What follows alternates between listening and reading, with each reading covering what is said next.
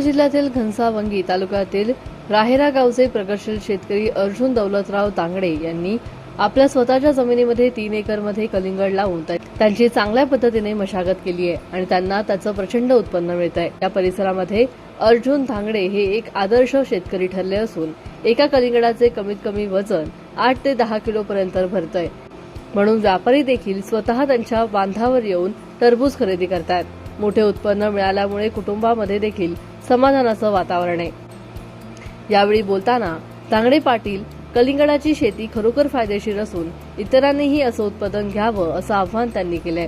आज आपण जालना जिल्ह्यातील घनसावंगी तालुक्यातील एक प्रगतशील शेतकरी आहे दौलतराव धांडगे यांनी त्यांच्या 3.5 एकरमध्ये पूर्णपणे कलिंगडाची शेती केलेली आणि त्यांना त्यातून प्रचंड उत्पन्न या ठिकाणी मिळणार आहे।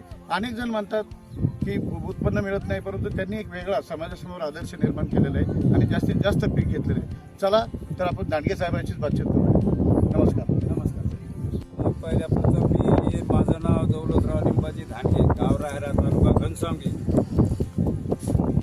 जालना जिल्हा। या जिल्ह्यातील मी शेतकरी आहे, तरी मी कलिंगडाचं पीक घेतलेलं आहे। माझी जमीन एवढी भारी नाही, जमीन हलकीच आहे, पण हे कलिंगडाचं पीक मी असं घेतलं की याला पहिल्या सुरूला थोडी मळी टाकली, नंतर गावरान खत टाकलं आणि त्याची सगळ्याची मिश्रण करून ते शेतीमध्ये सगळ्या पांगिलं, नंतर त्याची मशागत करून त्याचे बेड पाडले, बेड पाडल्यानंतर मल्चिंग कातरलं, ठिबक केलं, ठिबकनं अगोदर पाणी ओलं केलं आणि नंतर मग मी ते बी खावलं आणि बी खावल्यानंतर मी पूर्ण 8 दिवसाला त्याची फवारणी, खतं 8 दिवसाला त्याच्या वेळेवर पाणी जसं लागन तसं त्याच्या शेतीच्या हिशोबानं पाणी मी पद्धतशीर देत होतो आणि अशा हिशोबाने मला कमीत कमी हे उत्पन्न भरपूर मिळालं। माझ्या जवळजवळ हे फळ कमीत कमी 8 ते 10 किलोचे फळं माझे पाडलेले शेतकऱ्याचे आहे। मी एवढं याची रात्रंदिवस मशागत करून एवढं केलं तर आम्हाला सध्या आता आम्ही ते बाग व्यापाऱ्याला दिलेला आहे। हे 2 ट्रक भरतात माझ्या शेतामध्ये। आता हे मी हे 7 रुपयांनी मी हे विकलेलं आहे। आता हे मला एकरी माझी जमीन ही 3.5 एकरमध्ये पीक आहे। 3.5 एकरमध्ये मला जवळजवळ 100 टनाच्या पुढं माल जाईल अशी माझी शक्यता आहे।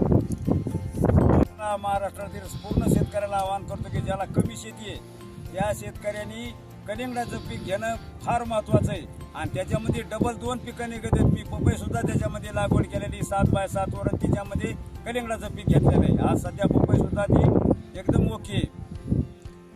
सगळ्या शेतकऱ्यांनी कलिंगडाचं पीक घ्यावं, थोड्या शेतीमध्ये उत्पन्न भरपूर आहे। कलिंगडाची लागवड केली पाहिजे, कारण कलिंगडाचं हे पीक आहे ते फक्त 3 महिन्यामध्ये निघून जातं।